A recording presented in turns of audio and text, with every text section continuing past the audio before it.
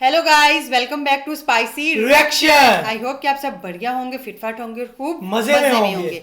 तो जैसा कि आप जानते हैं, हम आप लोगों के लिए बहुत ही इंटरेस्टिंग और बिल्कुल। इन्फॉर्मेटिव वीडियो लेके आते हैं। तो आज की वीडियो भी बहुत ही इंटरेस्टिंग और इन्फॉर्मेटिव है और जीके डिस्ट्री वालों की वीडियो है। जैसा कि आप लोगों को पता है कि बहुत ही इंटरेस्टिंग वीडियो बनाते हैं क्योंकि ये। जैसा कि आपको पता है कि इंडिया और जो अमेरिका के इनके आपस में काफी रोले वगैरह चल रही है, हाँ, मसले चल रहे हैं। मसले तो मसाइल चल आज रहे की वीडियो का ये टाइटल है कि क्या यूरोप हिंदुस्तान की ब्रिक्स में शमूलियत इख्तियार करता है या नहीं करता। आज की वीडियो इसी से रिलेटेड होने वाली है, चलिए क्योंकि जी। ब्रिक्स एक बहुत बड़ी चैन है जी, कि जी। भारत के बगैर नामुमकिन है। बिल्कुल। मेरे ख्याल में तो यही है, बाकी वीडियो देखते हैं। वीडियो देखते हैं, उसमें देखते हाँ। हैं कि वो क्या वो उस चीज को मानता है कि नहीं नहीं मानता। के राष्ट्रपति डोनाल्ड ट्रंप लगातार निशाने पर लेते रहे हैं। जिस ब्रिक्स को लेकर वह दुनिया को डराते रहे हैं, उसी ब्रिक्स को लेकर अब यूरोप की सोच बदलती हुई दिखाई दे रही है।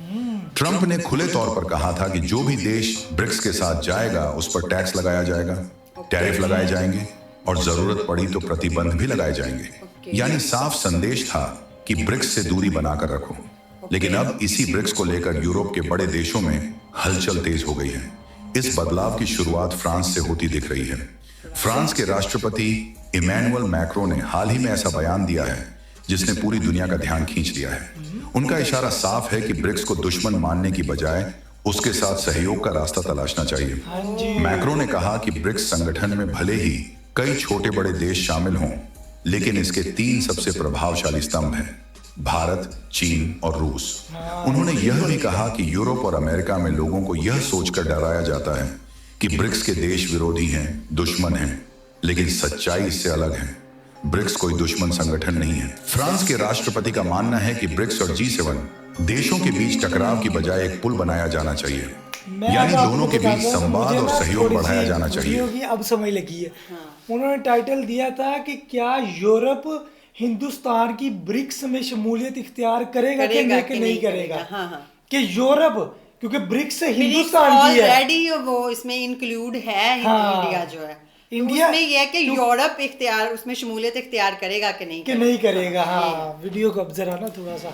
उन्होंने साफ कहा कि ब्रिक्स के साथ मिलकर काम करना ही आने वाले समय की जरूरत है, क्योंकि दुनिया अब एक ध्रुवीय नहीं रही है। और खास बात क्या है कि यह सब खबर ऐसे समय आई जब भारत के विदेश मंत्री एस जयशंकर जी फ्रांस की यात्रा पर थे। इतना ही नहीं, मैक्रों ने भारत की भूमिका को खास तौर पर रेखांकित किया। उन्होंने कहा कि इस समय ब्रिक्स की अध्यक्षता भारत के पास है और इस साल होने वाली ब्रिक्स की अहम बैठक भारत के नेतृत्व में होगी। भारत फ्रांस का करीबी मित्र देश है और यही सबसे बड़ा अवसर है कि भारत के जरिए ब्रिक्स के साथ सहयोग को आगे बढ़ाया जाए। यहीं से कहानी और दिलचस्प हो जाती है, क्योंकि फ्रांस के इस विचार से यूरोप के कई बड़े देश सहमत नजर आ रहे हैं। इटली हो, जर्मनी हो या फिर स्पेन, लगभग सभी का मानना है कि अब ब्रिक्स को विरोधी नहीं बल्कि सहयोगी मानने का वक्त आ गया है। इसके पीछे सबसे बड़ी वजह है अमेरिका की बदलती नीतियां, और यही कारण है कि एक तरफ जहां ब्रिक्स संगठन के साथ यूरोप का झुकाव दिखाई दे रहा है, उसके उलट अमेरिका की बौखलाहट देखने लायक है। और साथियों, बहुत बड़ी डेवलपमेंट निकल कर आ रही है, तो इस वीडियो में पूरा समझते हैं। लेकिन आगे बढ़ने से पहले इस वीडियो को लाइक करके चैनल को सब्सक्राइब जरूर कर लीजिए। दरअसल यूरोप के देशों की यह बदली हुई सोच अचानक नहीं आई है।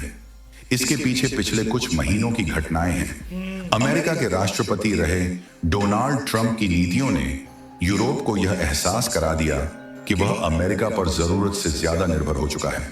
आर्थिक मामलों से लेकर सुरक्षा तक यूरोप हर मोर्चे पर अमेरिका की तरफ देखता रहा है। लेकिन ट्रंप की टैरिफ नीति, व्यापारिक दबाव और धमकियों ने यूरोप को झकझोर दिया।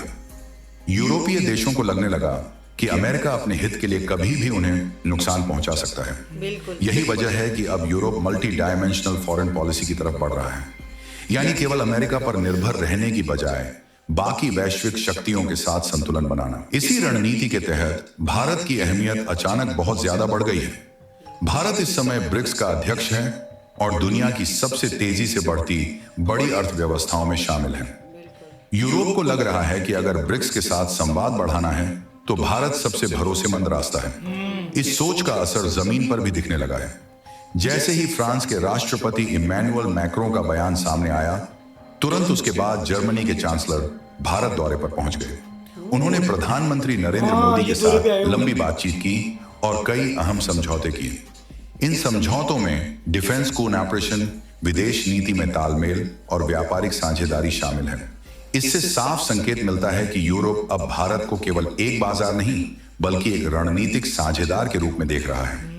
यह वही भारत है जिसकी अहमियत पहले यूरोप की नजरों में इतनी नहीं थी। यही नहीं, अगले महीने फ्रांस के राष्ट्रपति खुद भारत आने वाले हैं। रिपोर्ट्स के मुताबिक इस दौरे में डिफेंस, टेक्नोलॉजी ट्रांसफर और व्यापार से जुड़े दर्जनों समझौते हो सकते हैं। कहा जा रहा है कि भारत और फ्रांस के बीच सहयोग के नए रिकॉर्ड बन सकते हैं। इसी बीच यूरोप में एक और विचार तेजी से चर्चा में है। वह यह कि ब्रिक्स का औपचारिक सदस्य बने बिना भी उसके साथ गहरा जुड़ाव कैसे बनाया जाए। यानी नाम से सदस्य न बनो, लेकिन ब्रिक्स की बैठकों और फैसलों से जुड़े रहो। इसके लिए भी भारत को ही माध्यम बनाया जा रहा है। यूरोपीय रणनीतिकार मानते हैं कि भविष्य में ब्रिक्स के अंदर ऐसा ढांचा बन सकता है जिसमें यूरोपीय प्रतिनिधि भी किसी रूप में शामिल हो सकें। इससे यूरोप और ब्रिक्स के बीच दूरी कम होगी और अमेरिका की पकड़ भी ढीली पड़ेगी।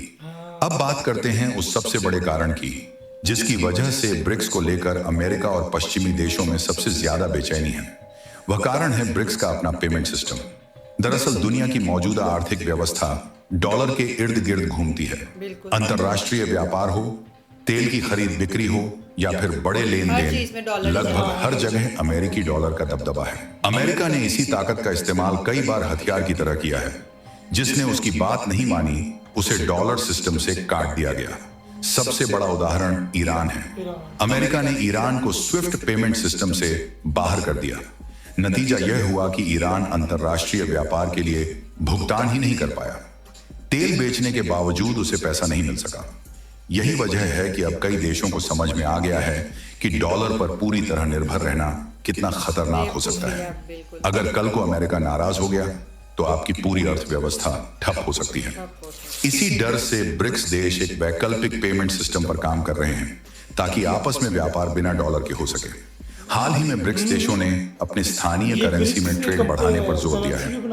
भारत और रूस के बीच रुपए और रूबल में व्यापार हुआ। चीन पहले से ही युआन में व्यापार को बढ़ावा दे रहा है। ब्राजील और चीन के बीच भी डॉलर के बिना डील हुई है। यह छोटे कदम दिखते हैं लेकिन असर बहुत बड़ा है। ब्रिक्स पेमेंट सिस्टम का मकसद यही है कि स्विफ्ट जैसे पश्चिमी कंट्रोल वाले सिस्टम पर निर्भरता खत्म की जाए। अगर ऐसा सिस्टम मजबूत हो गया तो अमेरिका की सबसे बड़ी ताकत कमजोर पड़ जाएगी। यही कारण है कि ब्रिक्स को लेकर अमेरिका सबसे ज्यादा आक्रामक नजर आता है। यूरोप भी अब इस खतरे को समझने लगा है। यूरोपीय देश देख रहे हैं कि अगर कल को अमेरिका उनसे नाराज हो गया तो वही हाल उनके साथ भी हो सकता है जो ईरान के साथ हुआ। अच्छा, मुझे अब से ना पूरी वीडियो की समझ लगी है। टाइटल में पहले मैं ये पर मेरे ज़हन में आ रहा था, मैंने कहा ब्रिक्स तो बनाई थी। हाँ। ब्रिक्स तो बनाई इन देशों ने है क्योंकि इसमें 5 देश शामिल है जो टॉप के 5 देश हैं। India, China, Russia, south Africa और ब्राजील। ये 5 देशों ने मिलकर एक ब्रिक्स बनाई है कि इसकी पूरी चैन इसमें और भी ये उन्होंने कहा कि यूरोप अब शमूलियत इख्तियार करता है कि नहीं करता। लेकिन ये देखें कि अब उनको भी समझ आ गया है कि उसमें अगर हम उनका ये पॉइंट ऑफ व्यू है कि अगर हम उसके मेंबर नहीं भी बनते लेकिन हमारे पास कुछ ऐसी कंट्री एक उनकी बैठक में हम जा सके ताकि हम उनके साथ अपना लेन देन अपना बरकरार रख सकें। क्योंकि यूरोप को भी ये समझ आ गई है कि अगर हम इंडिया के साथ लग जाएंगे तो हमारा फायदा है, अगर हम अमेरिका के साथ लगे रहेंगे तो वो हमें नुकसान पहुंचाएगा। किसी भी टाइम वो मतलब कहते हैं ना कि अगर डॉलर पे ज्यादा निर्भर होना तो ये बहुत मुश्किल। लेकिन उन्होंने कहा कि हमारे लिए उनके लिए जो सबसे ट्रस्टेबल जो कंट्री है वो है इंडिया है। तो इस वजह से वो इंडिया पे ट्रस्ट करके इस चीज पे फ्रांस के और इंडिया के जो आपस के रिलेशन है वो बहुत अच्छे हैं। बहुत अच्छे चल रहे हैं। डिफेंस के ऊपर बहुत प्रोजेक्ट चलते हैं, बहुत काम करते हैं। प्रोजेक्ट वैसे भी इनके आपस में चलते रहते हैं। अब तो वैसे भी देखें कि फ्रांस ने अपनी थोड़ी सी सहमत दिखाई है तो जर्मनी ने भी दिखा दिया, वो भी साथ मिलना चाहता है। अच्छा ये चीज है। अच्छा, जर्मनी का प्रेसिडेंट भी आ गया इंडिया में। आ गया और देखिए मीटिंग हो रही है, मीटिंग्स हो रही हैं, आगे जो चीजें हैं वो अब तय पाएंगी। और अगले महीने फ्रांस के वो प्रेसिडेंट आ रहे हैं, उनकी डिफेंस के ऊपर बातचीत हो रही है, इंडिया पे प्रोजेक्ट के ऊपर। हाँ, मतलब हर बंदे की जो नजर है ना वो चाहे वो यूरोपियन कंट्री हो या कुछ भी हो, वो कहते हैं कि हम भारत के जरिए ब्रिक्स में दाखिल हो, क्योंकि जो मेन जरिया है वो भारत ही है। बिल्कुल मेन जो, क्योंकि अब वो डॉलर को पीछे छोड़ना चाह रहे हैं क्योंकि भारत का अब रशिया के साथ, चाइना के साथ और अदर कंट्री के साथ जो भी लेन देन हो रहा है ना, वो भारत की करेंसी में हो रहा है, उनकी अपनी करेंसीज में हो रहा है। और ये देखें, वो कहते हैं एक बहुत ही छोटा सा स्टेप है, लेकिन ये आगे एक बहुत बिग अचीवमेंट है। बिल्कुल। लेकिन अगर डॉलर को पीछे छोड़ रहे हैं, ईरान को भी तो देखे ना, इसी वजह से मार पड़ी है। डॉलर वो उसको अमेरिका ने उसका साथ छोड़ा, तो ईरान का अब क्या हाल हुआ है। यूरोप को भी अब यही समझ आ रही है कि अगर भारत हमारे ऊपर से हाथ उठा लेता है तो हमारा हाल भी ईरान जैसा ही होने वाला है, और इसलिए वो भारत की तरफ जा रहे हैं। एक ही बंदे पे डिपेंड नहीं होना चाह रहे। वो चाह रहे हैं कि अगर वो डॉलर में भी करें तो वो दूसरा ब्रिक्स में भी अपनी वो रखें, शमूलियत रखें। लेकिन ये कि वीडियो वाकई बहुत इंटरेस्टिंग थी, बहुत अच्छा। मेरे ख्याल में कि ब्रिक्स को चाहिए कि वो यूरोप को अपने साथ लेके आए। बिल्कुल। और मुझे लगता है कि वो यूरोप जो है ना, उसमें शमूलियत इख्तियार करेगा, क्योंकि जितने भी हमें पॉइंट ऑफ व्यू और जितना भी ये हमें चीजें नजर आई हैं ना, उनसे तो यही लगता है कि अब जो है ना यूरोपियन ममालिक जो हैं वो ब्रिक्स में अपनी एंट्री चाहते हैं। बिल्कुल। बाकी आपके क्या विचार है इस वीडियो के बारे में, हमारे साथ जरूर शेयर कीजिएगा। वीडियो को लाइक करें, शेयर करें, चैनल को सब्सक्राइब करें। मिलते हैं जी नेक्स्ट वीडियो में। गुड बाय, अल्लाह हाफिज।